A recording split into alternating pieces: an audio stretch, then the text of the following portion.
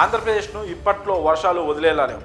వాయుగుండాలు, తుఫాన్ ఎఫెక్ట్తో ఏపీలో మరోసారి వర్షాలు బీభత్సం సృష్టించనున్నాయి. బంగాళాఖాతంలో ఏర్పడిన వాయుగుండం బలపడి తుఫానుగా మారే అవకాశం ఉన్నట్లు వాతావరణ శాఖ వెల్లడించింది.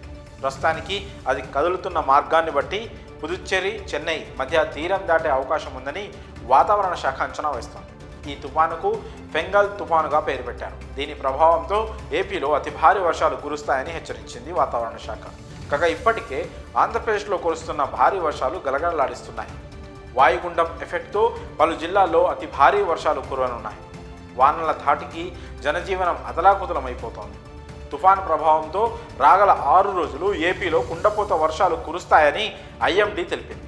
తుఫాను ప్రభావంతో ఆంధ్రప్రదేశ్లోని నెల్లూరు, ప్రకాశం, తిరుపతి, అన్నమయ్య, చిత్తూరు జిల్లాలలో భారీ నుంచి అతి భారీ వర్షాలు కురిసే అవకాశం ఉందని తెలిపింది. ఈ 5 జిల్లాలు డేంజర్ జోన్లో ఉన్నట్లు వెల్లడించింది. వర్షాలు కురిసే సమయంలో గంటకు 60 కిలోమీటర్ల వేగంతో ఈదురుగాలులు వీస్తాయని వాతావరణ శాఖ చెప్పింది.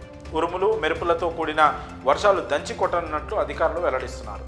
కొన్ని రోజుల్లోనే తేలికపాటి నుంచి మోస్తారు వర్షాలు కురిసే అవకాశం ఉన్నట్లు తెలిపారు.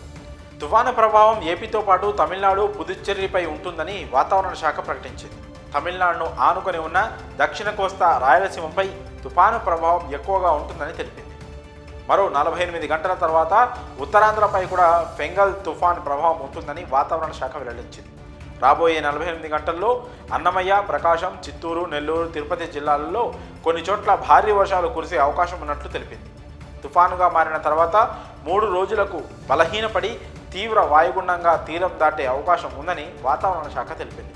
తీరం దాటినా మరో 3 రోజుల పాటు తమిళనాడు, ఏపీలోని పలు ప్రాంతాల్లో వర్షాలు కురిసే అవకాశం ఉన్నట్లు వాతావరణ శాఖ వెల్లడించింది. వర్షాల నేపథ్యంలో మత్స్యకారులు చేపల వేటకు వెళ్లొద్దని అధికారులు హెచ్చరిస్తున్నారు. అవసరం ఉంటే తప్ప బయటకు రావద్దని సూచిస్తున్నారు. ఏపీలో అతి భారీ వర్షాల నేపథ్యంలో ప్రభుత్వ యంత్రాంగం అప్రమత్తమైంది. వర్షాల కారణంగా ఎలాంటి ఇబ్బందులు తలెత్తకుండా ముందస్తు చర్యలు చేపడుతోంది. ఆస్తి, ప్రాణ నష్టాలు జరగకుండా జాగ్రత్తలు తీసుకుంటోంది.